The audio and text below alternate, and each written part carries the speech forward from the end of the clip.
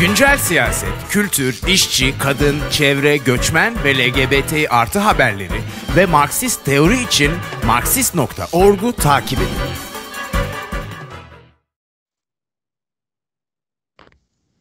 Herkese merhaba, ben Nursen.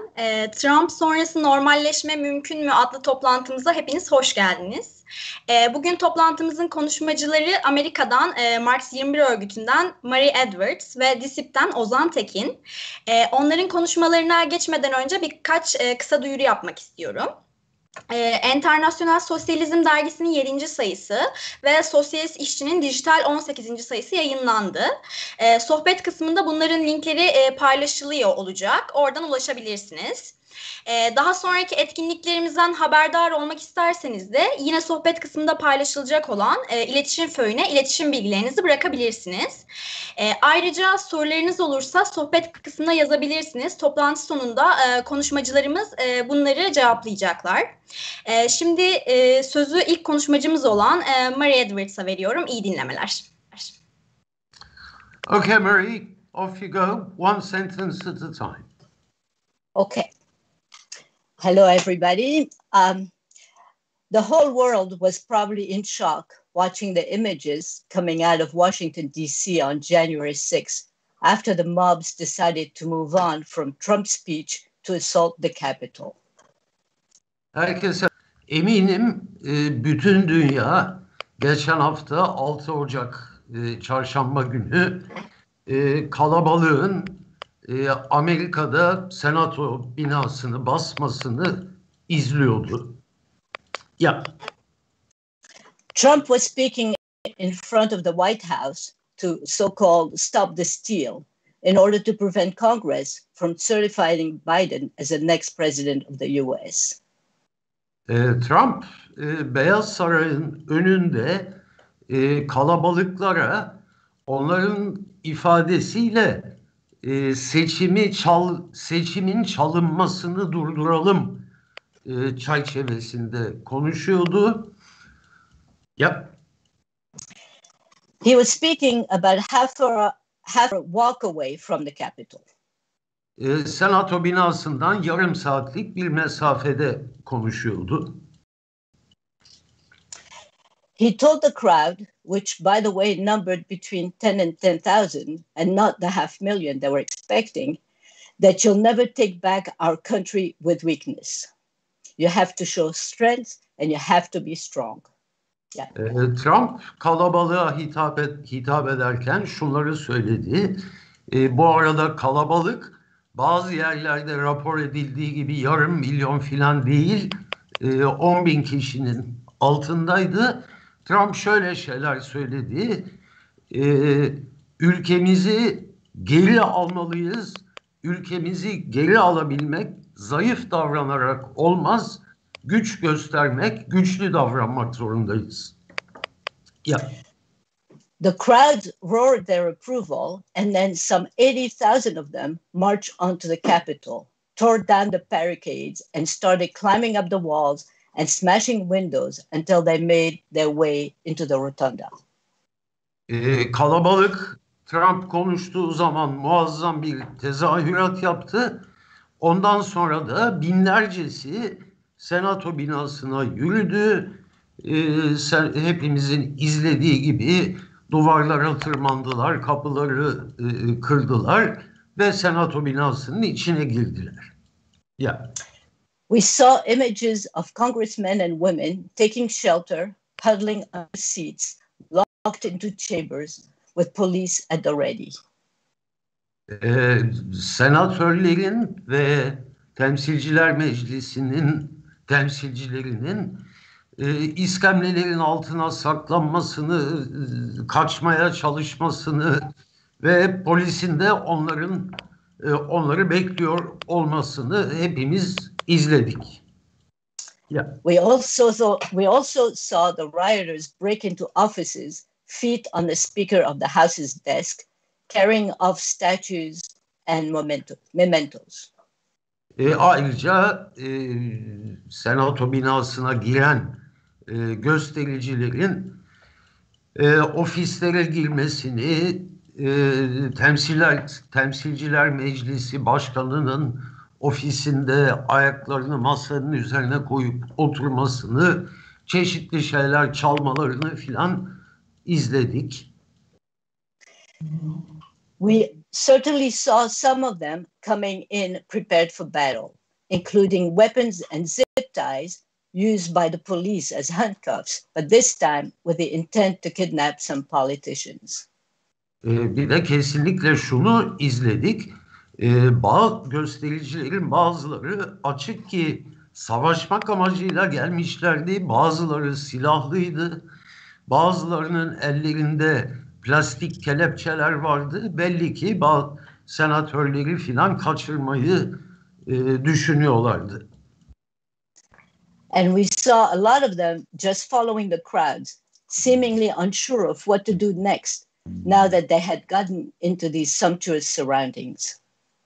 Ama bir kısmının da o kalabalıkla birlikte içeri girdikten sonra ne yapacaklarını pek bilemeden etrafta boş boş dolaştıklarını da gördük. Events are still unfolding at a rapid pace, and at the moment it is believed that angry and violent crowds are coming to Washington for the inauguration on January 20th, as well as state capitals being mobbed around the country. Olaylar hızla halen gelişiyor. Şu anda Washington'da 20 Ocak günü Biden'ın başkanlığa başlama törene saldırmak amacıyla gelen insanlar, yolda olan insanlar olduğu gibi eyaletlerde de yerel senato binalarına saldırılar olacağı filan bekleniyor. Yeah. This time, the National Guard is at the ready, as opposed to last week, when nothing was planned, even as the FBI warned of violence and war. Bu sefer ulusal muhafızlar, böyle yarı askeri bir güç, hazır bekliyor. Oysa geçen hafta FBI'ın ikazlarına rağmen hiçbir güvenlik önlemi alınmamıştı. Yeah. This speaks volumes about how this kind of thing is tolerated when we all know perfectly well how Black Lives Matter demonstrations were violently put down and federal troops called in. Bu durum özellikle geçen haftaki durum bu tür gösterilerin nasıl devlet tarafından tahammülle karşılandığını, hoş karşılandığını gösteriyor. Çünkü hepimiz biliyoruz ki siyahların ırkçılığa karşı yaptıkları gösteriler çok şiddet kullanarak bastırılmaya çalışılmıştı daha öncesinde. Such as in Portland and of course in Washington, D.C. back in June when Trump had his little stunt marching over the church nearby holding up a Bible. Örneğin Portland'daki gösterilere polis saldırmıştı ve geçtiğimiz Haziran ayında Trump'ın Beyaz Saray'ın hemen dışındaki bir küçük kiliseye elinde bir İncil'le kısa bir yürüyüş yapması için de o yolu temizlemek için oradaki göstericilere, Trump karşıtı göstericilere yine çok şiddetle polis saldırısı olmuştu. And for that stunt, they tear gassed and arrested hundreds of protesters. Trump'ın bu gösteri yürüyüşü sırasında yüzlerce kişi tutuklandı ve gösteri yapanlara polis gözyaşı bombalarıyla saldırdı. We are under no illusions that if it was our side that had stormed the Capitol, there would have been no mercy. Hiçbirimizin hiç kuşkusu yok. Senato binasına saldıranlar bizim taraf olsaydı hiçbir merhamet gösterecek değillerdi bize karşı. An insurrection from the left would indeed be threatening the powers that be, as opposed to an unruly mob that just wanted to see their cult leader reinstalled as president. Tabii soldan gelen bir ayaklanma gerçekten de ülkedeki iktidarı tehdit edecekti, ederdi. Oysa geçen hafta olan gösteri sadece dağınık, örgütsüz bir kalabalığın kendi kült liderlerinin iktidarda kalmasını sağlamaya yönelik bir gösteriydi. So the rioters were able to breach the Capitol easily because, one, there was no real protection in place for this huge building, even though they had been warned of the potential for violence. Göstericiler senato binasına kolaylıkla girebildiler. Çünkü birincisi o devasa binayı korumak için hemen hemen hiçbir önlem alınmamıştı. Yep. And because some of the police inside the Capitol led the rioters in and even encouraged them. İkincisi de senato binasını korumakla görevli olan polislerin bir kısmı göstericilere yardımcı oldular. Hatta göstericilerin içeri girmesine göz yummak bir yana yardımcı oldular. Some were wearing MAGA hats, but that's not really surprising given how much the police and those in the various arms of the state apparatus identify with such politics. Yeah. Koruma görevlilerinin bir kısmının başında Trump'ın Make America Great Again, MAGA diye bir sloganı var. Üzerinde MAGA yazan şapkalar giyiyorlardı görevlilerin bir kısmı. Bu da şaşırtıcı bir şey değil. Çünkü devletin kolluk güçlerinin içinde tabii ki çok sayıda böyle insanlar var. It is well known that many police departments around the country are deeply infiltrated by these extremists. Ülkenin her tarafında polis güçlerinin pek çoğunun bu tür aşırı sağcı örgütlerin polis teşkilatlarına sızmış olduğu iyi bilinen bir şey. The big question everyone is asking now is, was this a fascist coup? Was it an insurrection? Yeah. Şimdi tabii herkesin sorduğu sorulardan biri, bu olanlar neydi? Faşist bir darbe girişimi miydi? Bir ayaklanma girişimi miydi? Yeah. Or was it just a mob egged on by a president who would do anything to stay in power? Yeah. Yoksa iktidarda kalabilmek için her şeyi yapabilecek olan bir cumhurbaşkanının tetiklediği bir dağınık kalabalık mıydı?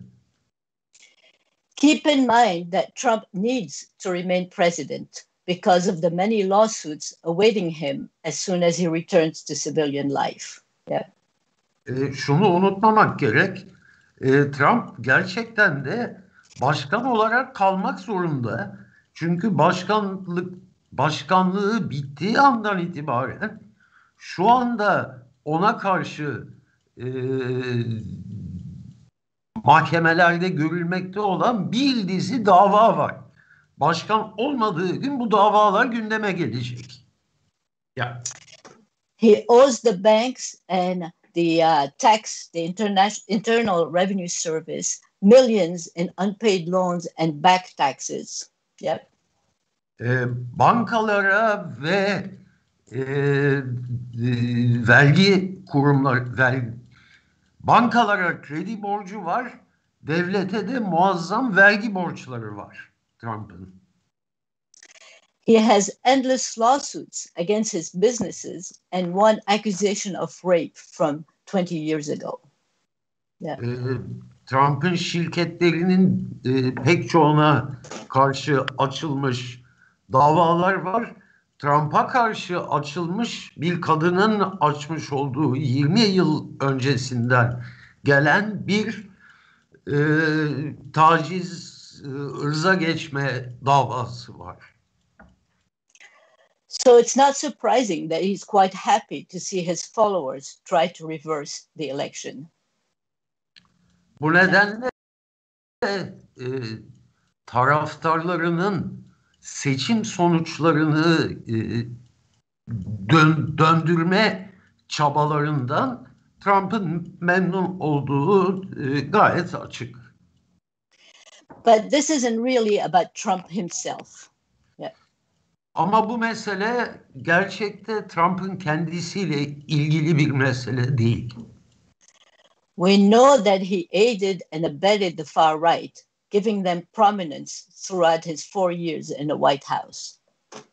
4 yıl boyunca başkan olduğu dönem boyunca Trump'ın aşırı sağa yardımcı olduğu gelişmelerine destek olduğunu iyi biliyoruz. After the neo-Nazi rally in Charlottesville in 2017, billed as Unite the Right, he said there were very fine people on both. 2017'de sağı birleştirelim başlığı altında Charlottesville'de yapılan aşırı sağ gösteriden hemen sonra Trump her iki tarafta da çok iyi insanlar var dedi. He also called on the Proud Boys, a violent ultra-right-wing group composed of men only, to stand back and stand by. Go ahead. Ayrıca Trump Proud Boys adlı şiddet taraftarı aşırı sağ örgüte şimdilik durun, beklemede kalın dedi. Because he wanted to call on them when the right moment came. Belli ki doğru zaman geldiğinde bu örgütü tekrar çağırmayı düşünüyordu. We have seen the growth of far-right extremism, the white nationalists and neo-Nazis dangerously accelerating under him. Trump döneminde aşırı sağın, beyaz üstünlükçülerinin, neonazilerin çok tehlikeli bir şekilde yükseldiğini, büyüdüğünü gözlemledik. Last year was the deadliest year for domestic extremist violence, with over 165 people killed. Geçtiğimiz yıl aşırı sağın uyguladığı şiddet suçları açısından rekor bir yıl oldu. 175'in üzerinde bu tür olay yaşandı.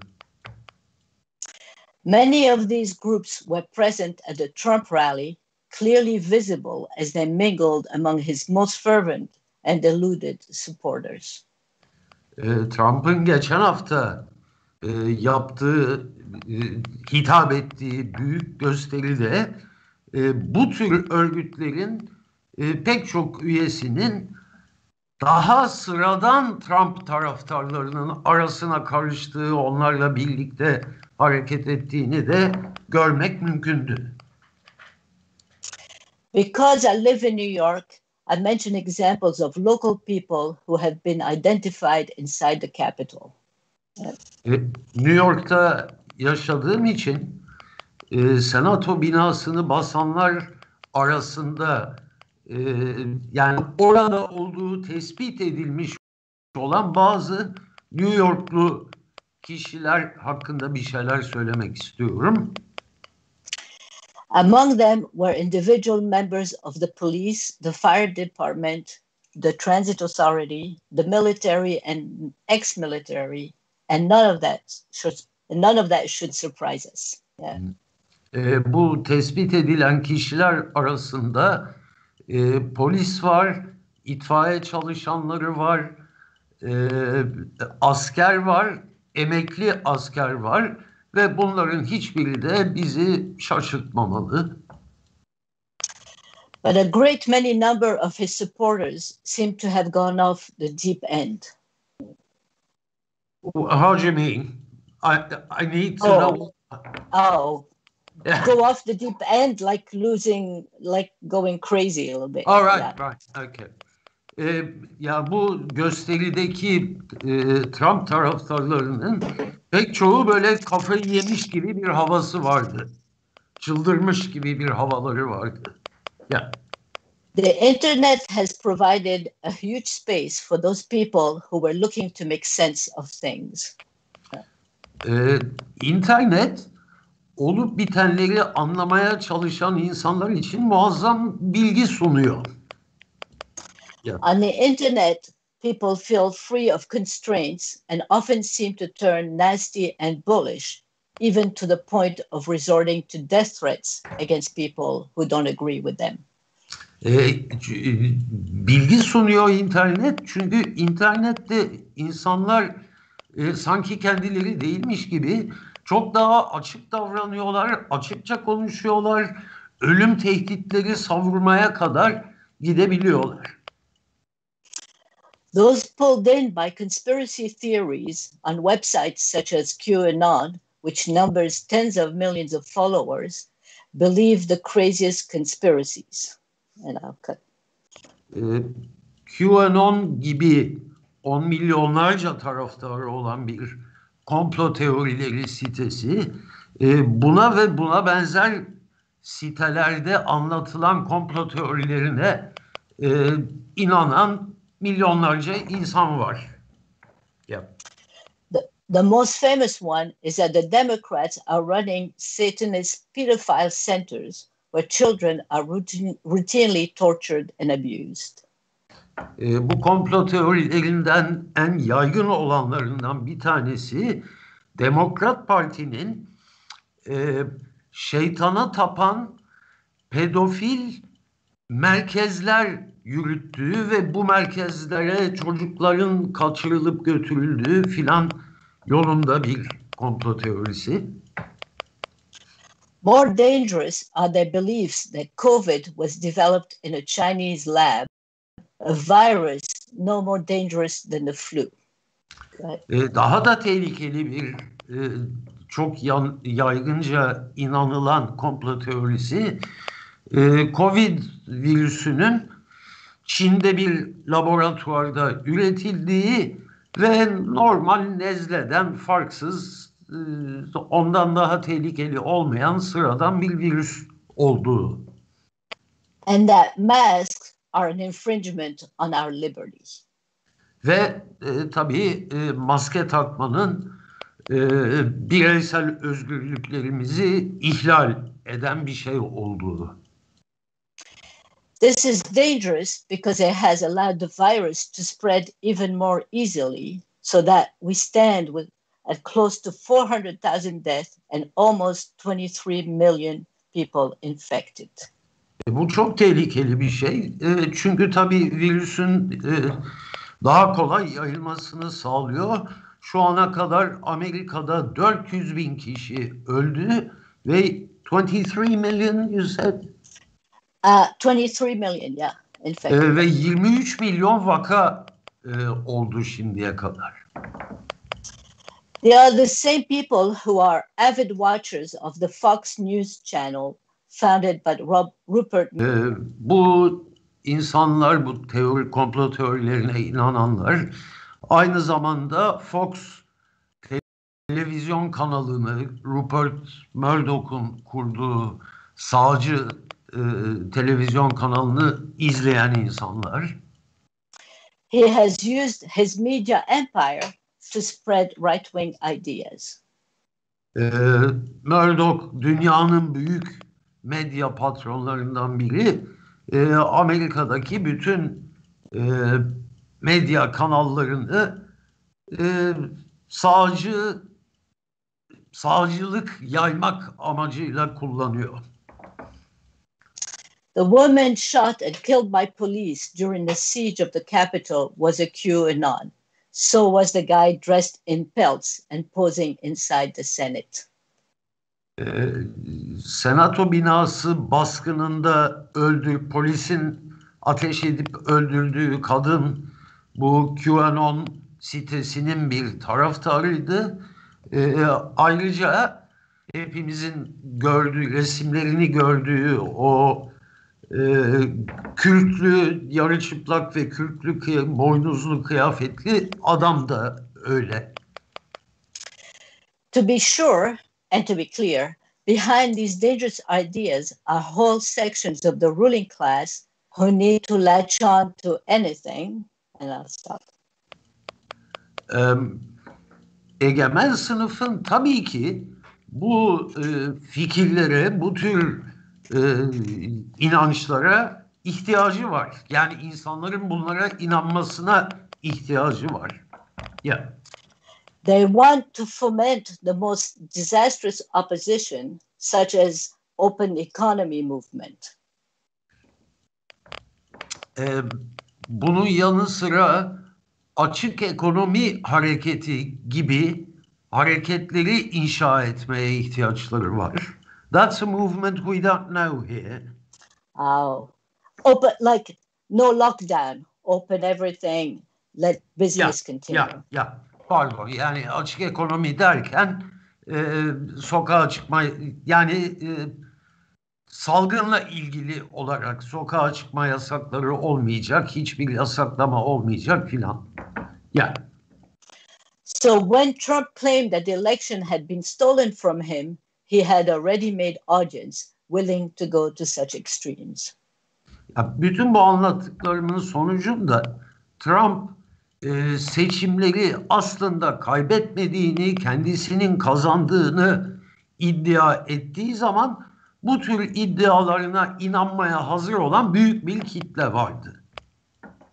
Yeah. But these Trump supporters were not the most dangerous elements in the crowd. Yeah. Ama kalabalığın içindeki en tehlikeli unsurlar bu Trump seçmenleri değildi. The ultra-right elements were prominently visible, carrying all kinds of flags and sporting many symbols. Kalabalığın içindeki aşırı sağ örgüt üyeleri ki resimlerde pankart taşıyorlardı, kıyafetlerinden belliydi. Tehlikeli olan unsur bu. Yeah. So looking at these flags, we have an idea of who they were and what they were trying to do.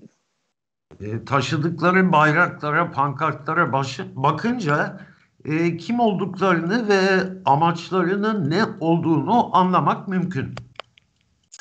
White nationalists carried the Confederate flag, which to this day displays support for slavery and segregation. Beyaz milliyetçileri onların taşıdığı bayraklar Amerikan İç Savaşı'nda 150 yıl önce Güney'in, yani köleci Güney Cumhuriyeti'nin bayrağı ve bunlar günümüze kadar hala köleciliği savunan insanlar. There were nooses and gallows. The noose as a symbol of lynching and the gallows to execute traitors. Yine resimlerde gördük. İdam sehpası vardı. Amerika'da idam sehpasındaki ip yine köleci dönemde siyahların linç edilmesinin simgesi. İdam sehpasının kendisi de hainleri öldürmenin simgesi. Ironically, this time it was Mike Pence, the vice president, who they called the traitor. İşin ironik tarafı şu, bu sefer hain dedikleri başkan yardımcısı Mike Pence idi. There were flags from the 3%ers, a militia who believes that we have to defend ourselves against the tyranny of government. %3'çüler diye bir örgütün bayrakları vardı. Bu da kendimizi hükümete karşı savunmamız, korumamız gerektiğini anlatan aşırı sağ bir örgüt.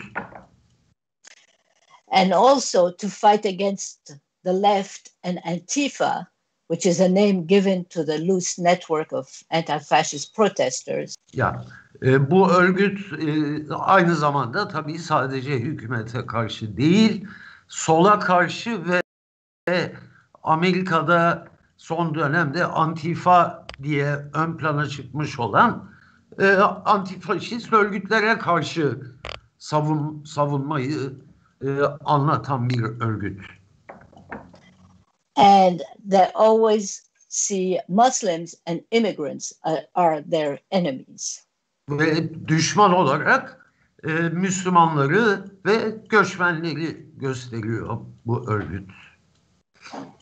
A similar group are called the Oath Keepers, and they're a pro-Trump militia against the government. The what keepers? Oath, like I give an oath to the United States, an oath. O-A-T-H. All right. Yeah. Bir diğer örgüt yemini savunanlar örgütü. Bu da benzer bir örgüt. Yani Amerika Birleşik Devletleri'ne ettiğim yemini savunuyorum anlamında. And then the America First crowd, white supremacists who believe that the world should go back to the traditional values of the family and Christianity. Ayrıca bir de America First, yani Amerika birinci, önce Amerika adlı bir örgüt. Bu da dünyanın eski değerlere, yani aile ve Hristiyanlık değerlerine geri dönmesi gerektiğini savunan bir örgüt. The real Nazis had no fear of showing themselves in the storming of the Capitol. Senato binası baskınında bu arada gerçek Naziler de kendilerini göstermekten çekinmediler. Some were wearing Camp Auschwitz t-shirt with the motto "Works brings freedom."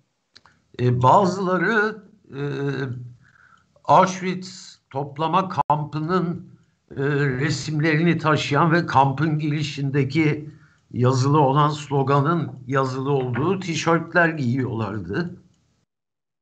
Some were flashing the sign 6MWE or 6 million wasn't enough, referencing the Holocaust. Bazıları 6 her neyse 5 tane harften oluşuyor. Onun simgesini yapıyorlardı elleriyle. Harfler de 6 milyon yeterli değildi. 6 milyon Yahudinin yani öldürülmesi yeterli değildi sloganı anlamına geliyor. And the Proud Boys, a violent far-right group, and their OK signs as symbols of white power. Ve nihayet daha önce de sözü geçen Proud Boys, gururlu delikanlılar gibi bir anlama geliyor.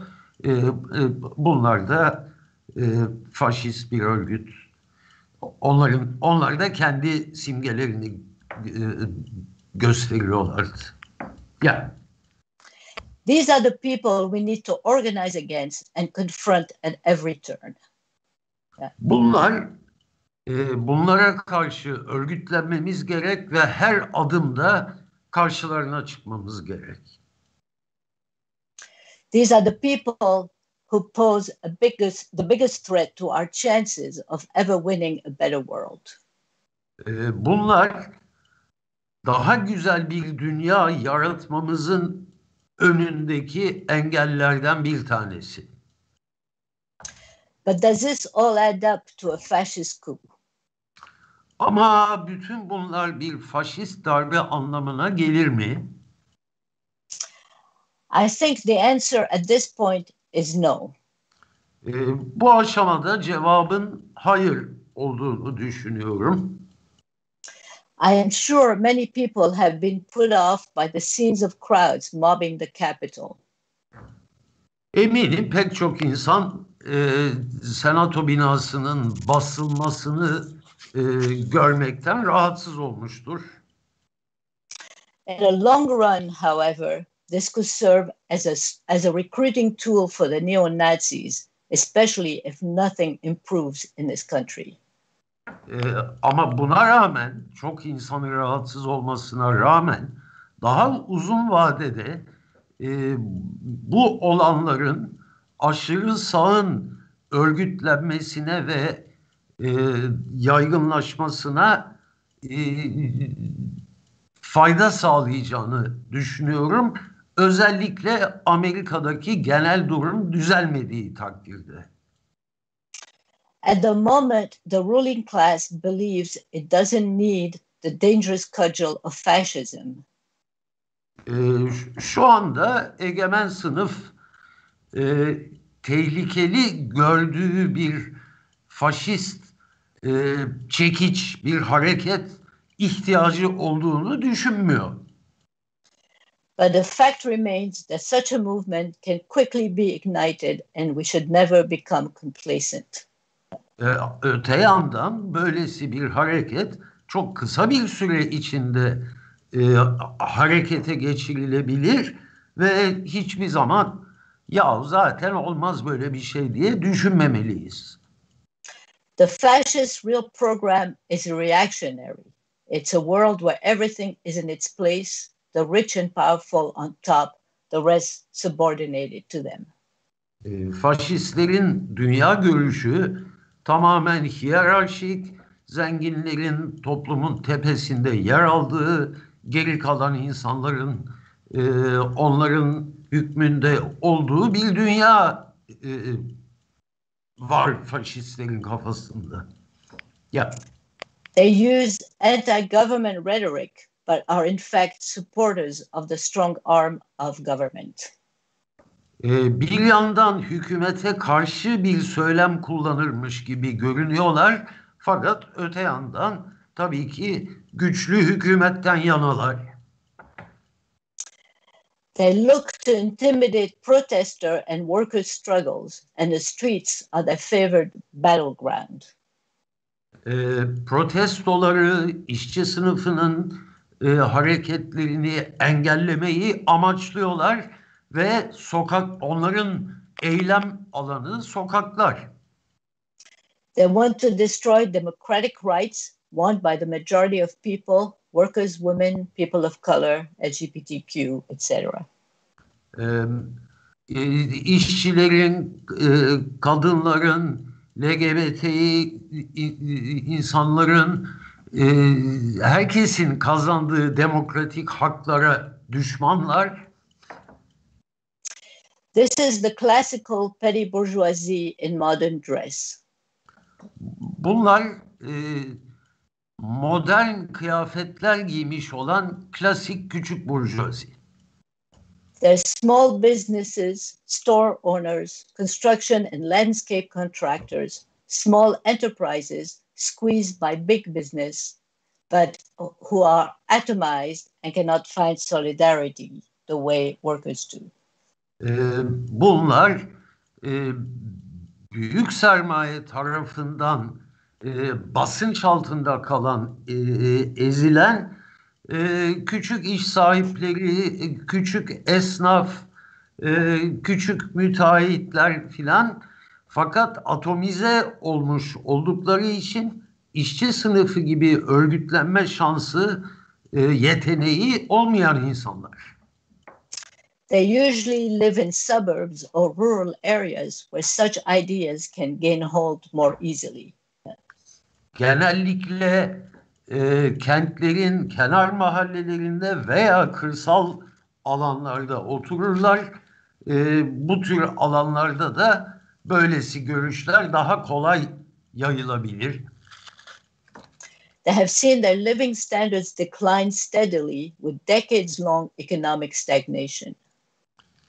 10 yıllardır sürmekte olan ekonomik durgunluk sonucunda bunlar gelir düzeylerinin sürekli olarak azaldığını, düştüğünü görmekteler.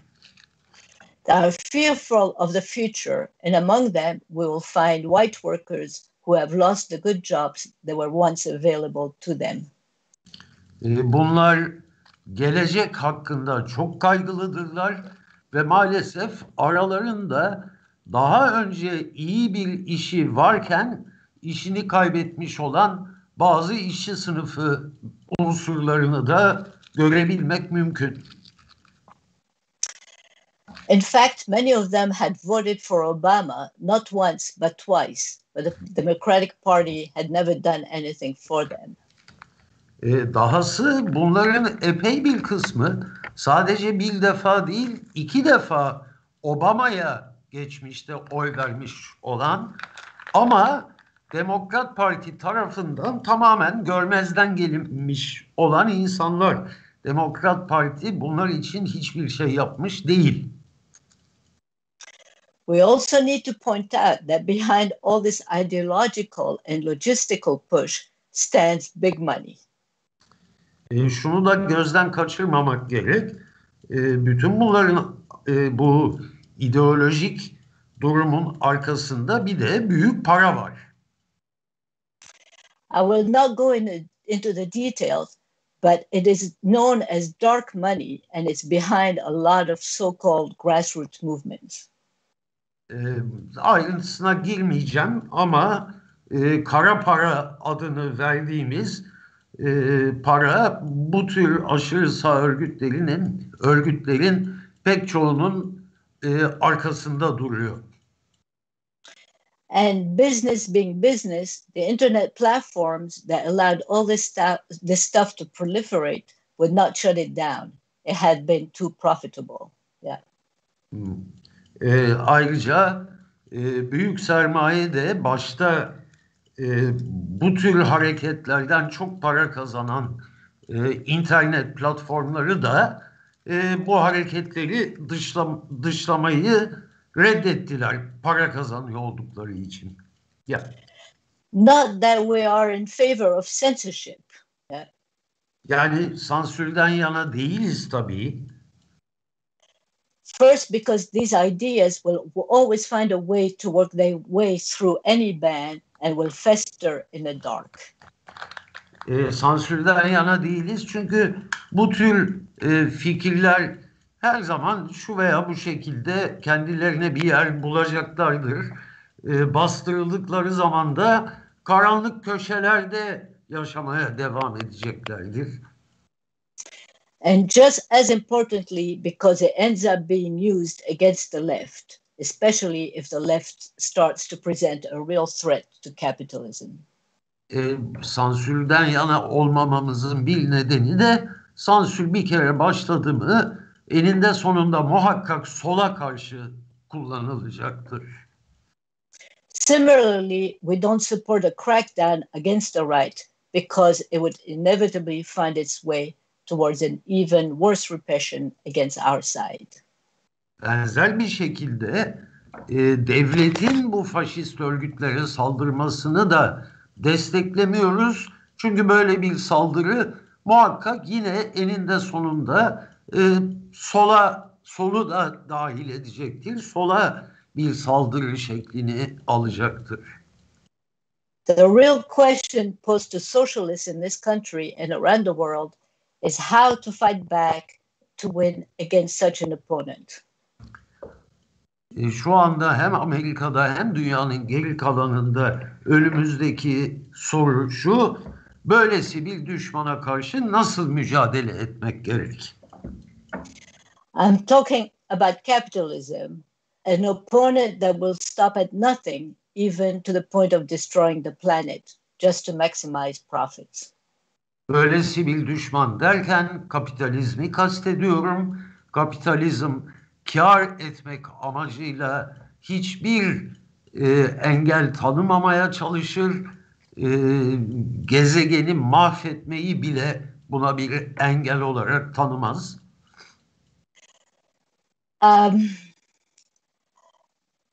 Certainly we have to stop the fascist menace.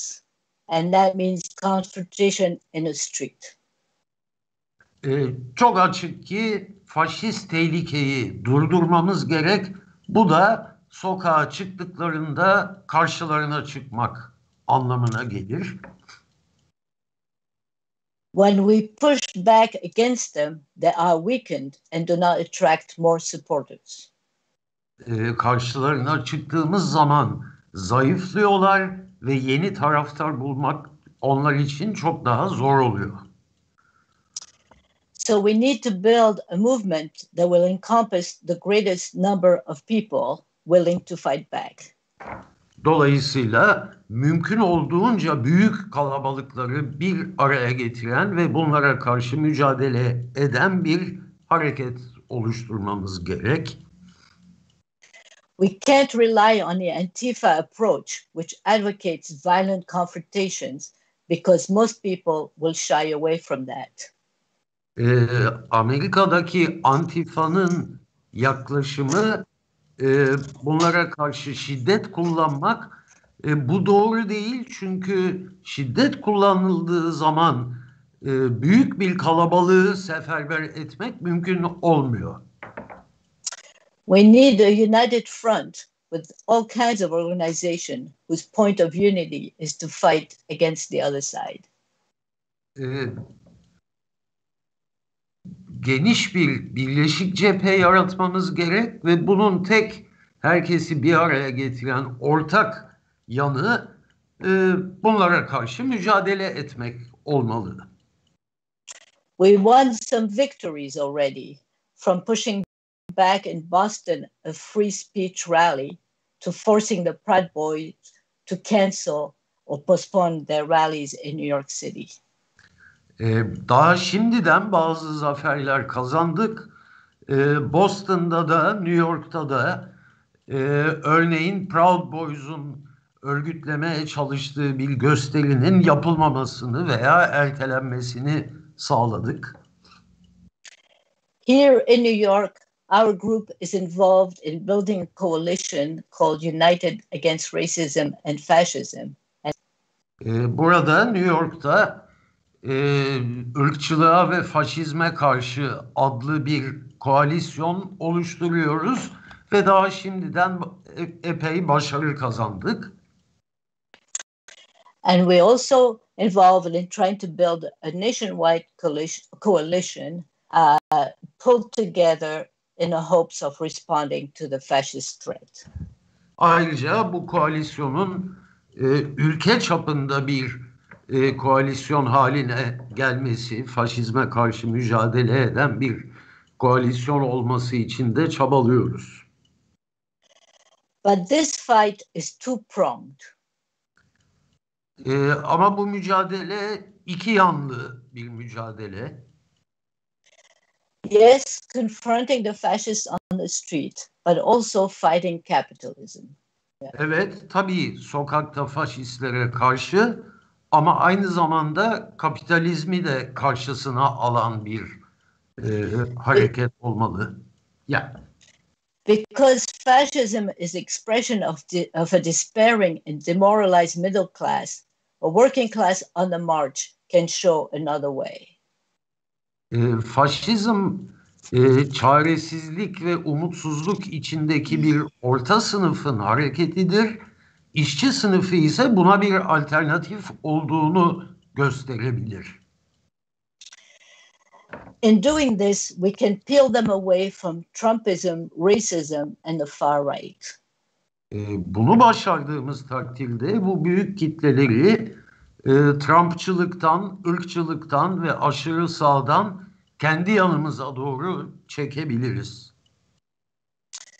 The major concern for working class Americans is the perilous place they're finding themselves in economically. Amerikan işçi sınıfı için şu anda temel kaygı ekonomik olarak içinde oldukları durum. Yeah. Trump made it seem like he was the one championing jobs for Americans. Trump Amerikalılar için istihdam yaratmaktan yana imiş gibi konuşuyordu. Biden's message about COVID and not jobs was flat in comparison. Biden ise istihdam hakkında değil, Covid hakkında konuşuyor. Instead of talking about how he could help the poor and the people who have lost their jobs, billions of dollars went to the rich who got a huge share of aid packages. Salgın süresince yoksullara ve işçilere yardım etmek yerine milyonlarca, milyarlarca dolar yardım paketleriyle iş dünyasına gitti. But of course, Biden's commitment to neoliberalism means he cannot talk convincingly in class terms or promise good jobs. Biden ise neoliberal ekonomiye tamamen bağlı olduğu için istihdam, işçi sınıfı, sınıfsal bir yaklaşım gibi şeyler söylemesi mümkün değil. He made it clear he was against Medicare for all, in spite of the pandemic when millions of people have lost their medical insurance. Biden herkes için sağlık sigortasına karşı olduğunu söyledi. Üstelik bunu söylediği dönem milyonlarca insanın salgından etkilendiği ve sağlık sigortasını kaybettiği bir dönemde. He has no plan to reduce unemployment and poverty, no government relief, no taxing the rich, no stimulus except for $600, the $600 check at the moment. İşsizliğe ve yoksulluğa karşı bu yeni geçirilen $600 yardım paketi dışında hiçbir önerisi yok Biden'ın. He's against the Green New Deal, police reform, or any of the progressive demands placed on him. Biden yeni yeşil anlaşmaya, polisin yeniden düzenlenmesine ve buna benzer kendisine sunulan taleplerin hiçbirini kabul etmiş değil. The money he raised for the elections, running into hundreds of millions of dollars, mostly came from big corporations and Wall Street. Seçim kampanyası süresince Biden'ın kampanya için topladığı yüz milyonlarca dolarlık bağış aslen büyük şirketlerden geldi. The fact that they've so easily switched sides proves once again that the Democratic Party is not the party of people, but of capital, just the other face of it. Büyük sermayenin bu kadar kolaylıkla Trump'tan vazgeçip Biden'ı seçmeye, Biden'ın tarafına geçmeye hazır olması Demokrat Parti'nin farklı bir parti olmadığını, kapitalizmin bir diğer partisi olduğunu gösteriyor. It just has a better looking face. Demokrat Parti'nin sadece biraz daha güzel bir görünümü var. So while we are alarmed at the rise of the far right, we can also see glimmers of hope. Bir yandan aşırı sağın yükseldiğini görüyoruz ama aynı zamanda umut pırıltıları da var. The real fights will not happen around the elections, which are set up to disenfranchise most poor and working class people. Asıl mücadele yoksulların ve işçi sınıfının önemli bir kısmını devre dışı bırakacak şekilde düzenlenmiş olan seçimlerde olmayacak. We know that crisis will lead to struggle. Krizin mücadelelere yol açacağını biliyoruz. Bunu gördük zaten. We have seen mass movements erupt like Black Lives Matter in the summer, but then seeming to go nowhere, or worse, buried in a Democratic Party. Devasa mücadelelerin, örneğin ırkçılık karşıtı mücadele gibi yükseldiğini gördük geçen yaz. Ama bunun daha sonra pek de bir yere gitmediğini, hatta daha kötüsü Demokrat Parti'ye gömüldüğünü görüyor gibiyiz. Demonstrations this summer often wrapped up with speeches for people to get out and vote. Yazın, geçtiğimiz yaz olan gösterilerin çoğunda eninde sonunda seçimlerde oy kullanmak gereği üzerinde duruluyordu. Vote for whom? The question is never properly answered because the two-party system flips back and forth between the two faces of capitalism. Evet, ama kimin için oy kullanmak? Çünkü Amerika'daki bu iki partili sistem bir o parti bir bu parti şeklinde kapitalizmin iki partisi arasında gidip geliyor. Really, we have no time for the shenanigans of the ruling class. Artık egemen sınıfın bu oyunları için zamanımız kalmadı. The House has just voted to impeach Trump a second time, even though he's going to be out in under a week. Temsilciler Meclisi bugün ikinci kez Trump'ı azletti, ama zaten bir hafta sonra gidiyor Trump. To see the Republicans now in Congress admitting that Trump is unfit for office is in fact hypocrisy of the first order, and we have no truck with that. Temsilciler Meclisi'nde Cumhuriyetçi Partili temsilcilerin Trump'ın gitmesi gerektiğini söylemeleri muazzam bir ikiyüzlülük ve bununla hiç işimiz olmaması gerekir. Just the same, it's interesting to see the Republicans being so divided after the years that supported their man in lockstep fashion. Yine de Cumhuriyetçilerin 4 yıl boyunca bu adamın her yaptığını destekledikten sonra şimdi onun aleyhine oy kullanmalarını izlemek de ilginç oluyor. As long as he was delivering the goods for them, he was their man. I'm just cutting it shorter. Yeah. Onların çıkarına davrandığı sürece yaptığı her şeyi destekliyorlardı. But now they think he's gone too far, except that what happened last week and what might be repeated again next week is the logical conclusion to these 4 years of lies, misery, and terror. Ama şimdi fazla ileri gittiğini düşünüyorlar.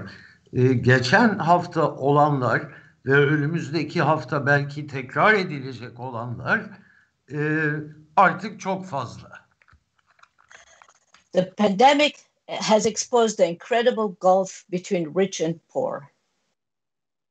Covid salgını zenginle yoksul arasındaki uçurumu tamamen gözler önüne serdi.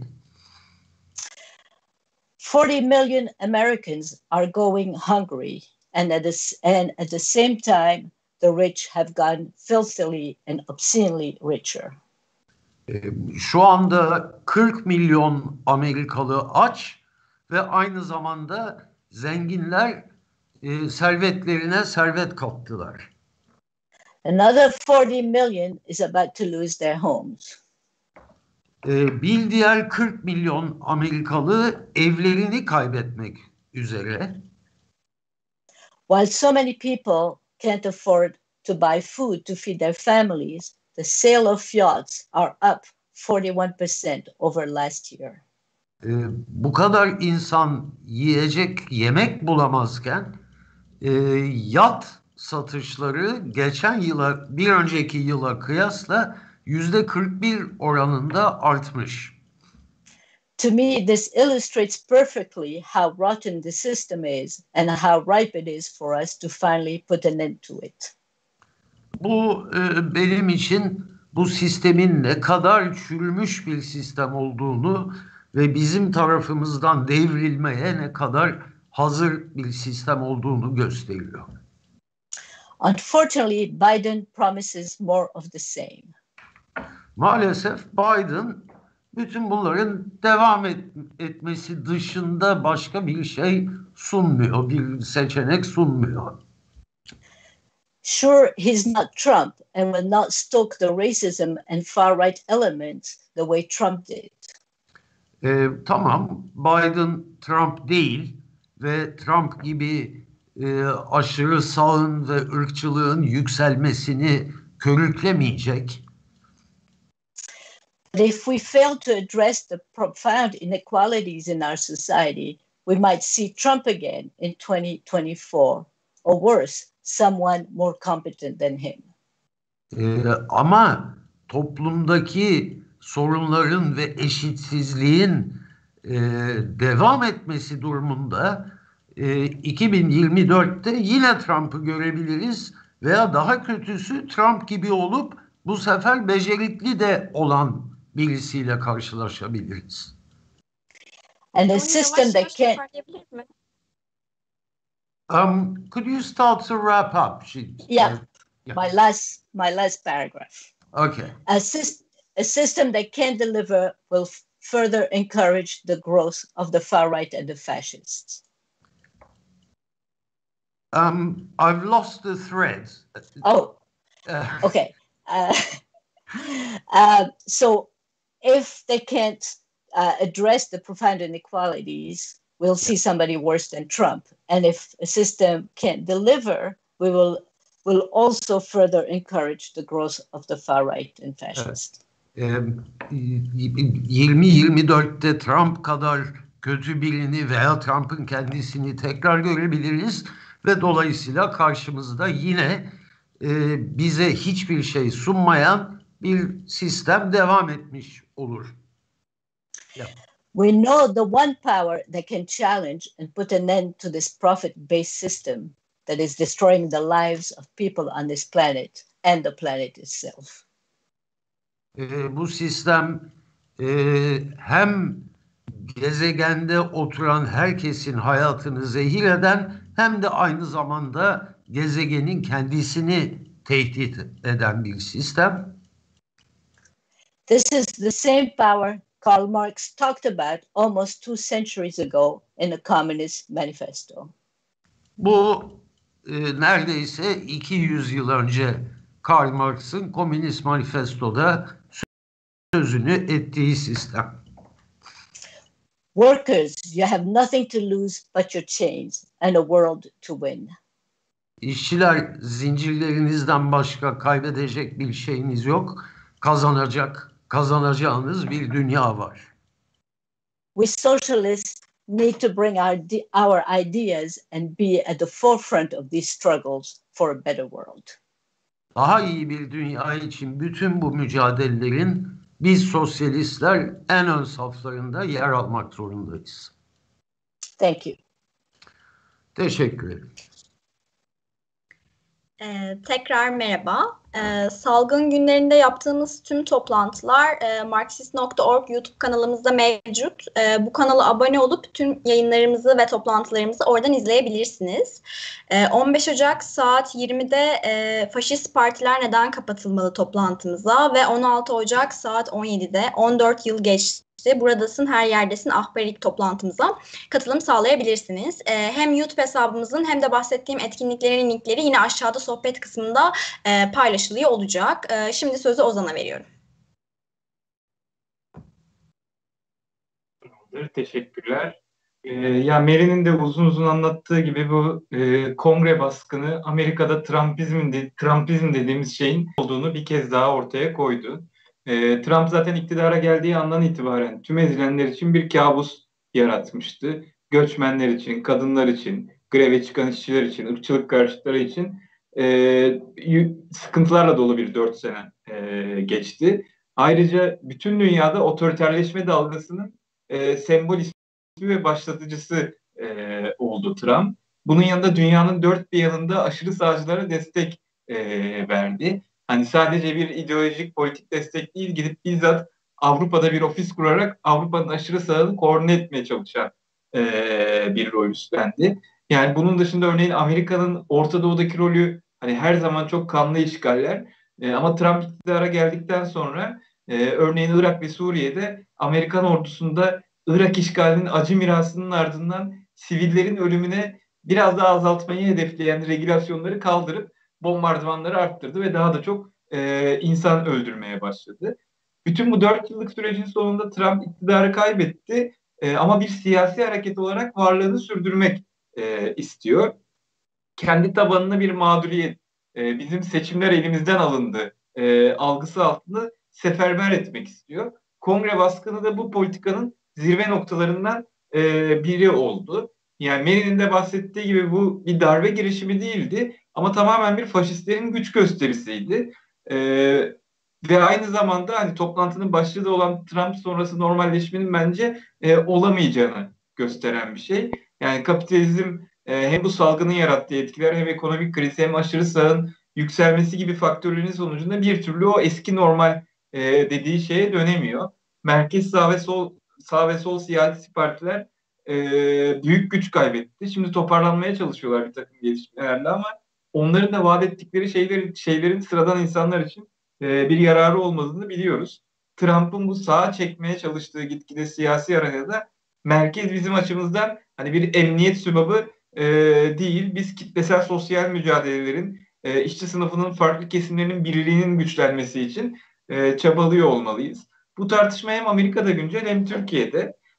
Biden'ın kongre baskını karşısındaki en büyük tepkisi Trump'ı televizyona konuşmaya çıkmaya çağırmak oldu. Biz bu aşırı sağcıların, faşistlerin, otoriter liderlerin hani siyasi müzakere ve diyalog yoluyla geriletilemeyeceğini biliyoruz. Mary'nin de konuşmasının bir yerinde anlattığı gibi onlara karşı fiziksel olarak karşılarına çıkan bir hareket inşa etmeliyiz. Ve bu hareket hani aşırı sağın, faşistlerin toplumda bir azınlık olduğunu ispatlayacak kadar da kitlesel ve çoğulcu bir hareket olmak zorunda. Böyle bir şeyi yapmak için de işte örneğin George Floyd öldürüldüğünde ya polis siyahları bacağından vursa daha iyi olur diyen Joe Biden'la birlikte bunu yapamayız. Ona güvenemeyiz. Bu tartışmanın bir benzeri Türkiye'de de söz konusu. Şimdi Cumhur İttifakı söylemeye gerek yok ki oldukça otoriter bir iktidar. Hani hem siyasi özgürlükleri baskılıyor, hem patronları koruyor, patronlar sınıfını koruyor, hem de milliyetçi ve militarist politikalar uyguluyor. MHP'nin çizgisi bu ittifakta çoğu konuda belirleyici oluyor. Ama AKP ve MHP'nin yaptıklarının karşısında muhalefete baktığımızda orada da örneğin özellikle göçmenleri düşmanlaştıran bir ırkçılığın söz konusu olduğunu söylemek mümkün. Bu muhalefet hükümetin sınır dışı operasyonlarına, bölgesel alt emperyalist güç olma planlarına milliyetçi olduğu için destek veriyor. Hatta son zamanlarda gördüğümüz gibi gidip Maltepe'de bir parka Millet İttifakı Nihal Atsız'ın ismini verebiliyor açıkça Türkçe ve ırkçı olan. Dolayısıyla hani sadece seçimlere odaklı bir stratejiyle CHP'yi AKP'nin karşısındaki en büyük gücü destekleyelim ve iktidarı devirelim diye bir strateji hem kazandırmıyor hem de doğru değil.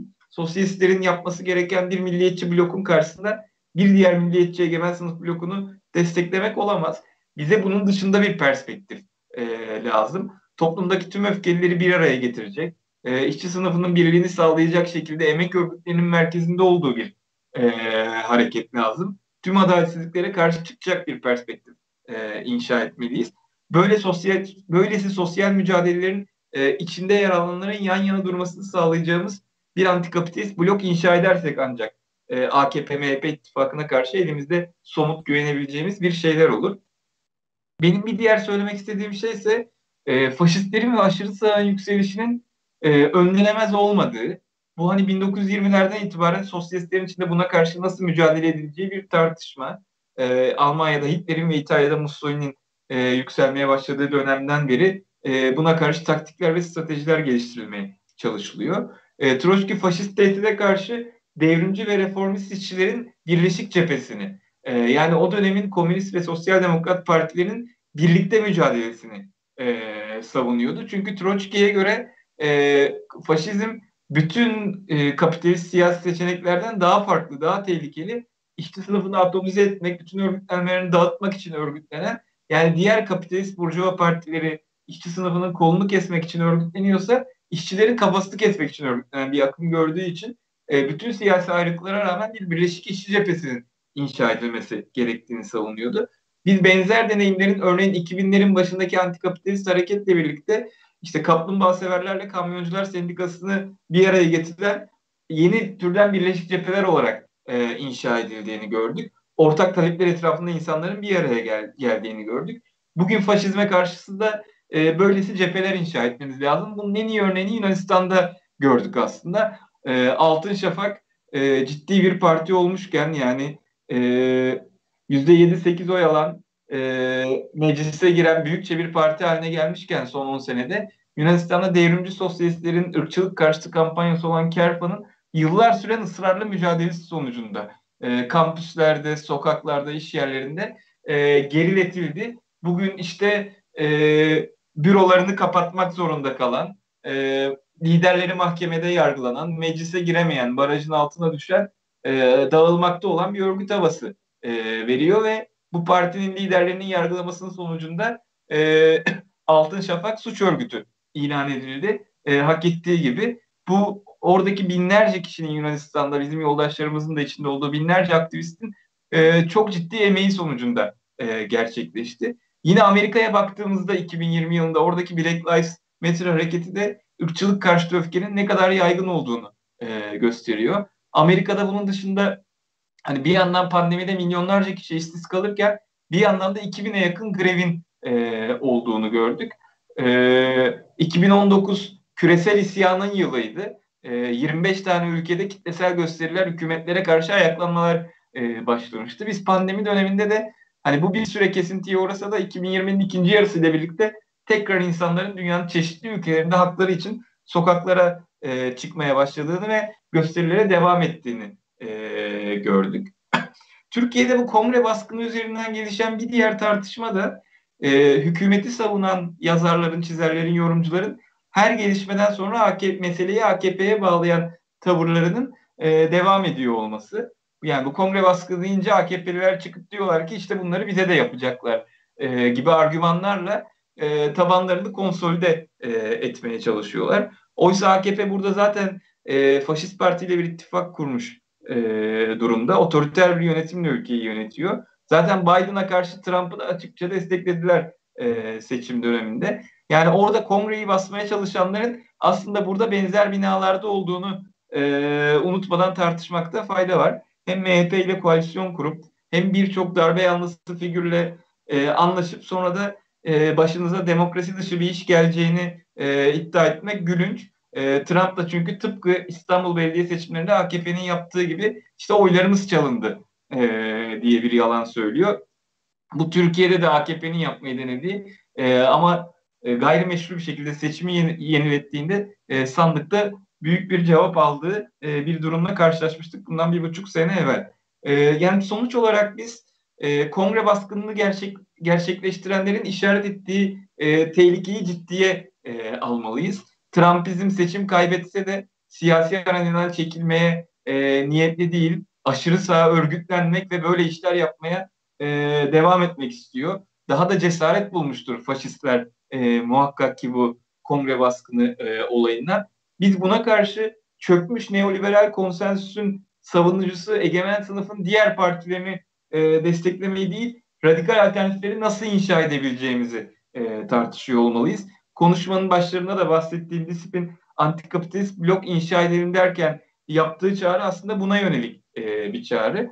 Fakat böylesi birlikleri inşa etmek için de onun merkezinde yer alan devrimci sosyalist örgütlerine ne kadar bir kritik bir rol oynadığını unutmuyor olmalıyız. Dediğim gibi Yunanistan'daki Kerf örneğinden yola çıkarak zira Merida Amerika'da inşa etmeye çalıştıkları anti ırkçılık karşıtı cepheyi anlatıyordu. Dolayısıyla Yunanistan'da Sosyalist İşçi Partisi'nin, Tekin, İngiltere'de SWP'nin, Amerika'da Marx 21'in, Türkiye'de DSİP'in böylesi kitlesel cepheleri inşa etmekte onun merkezinde duran çok ciddi bir rolü var. Otoriter liderlere, ırkçılığa ve faşizme karşı asla taviz vermeden böylesi kitlesel hareketler inşa ederek mücadele etmek, işçi sınıfının ve sıradan insanların birliğini sağlamak gibi hedeflerimiz var.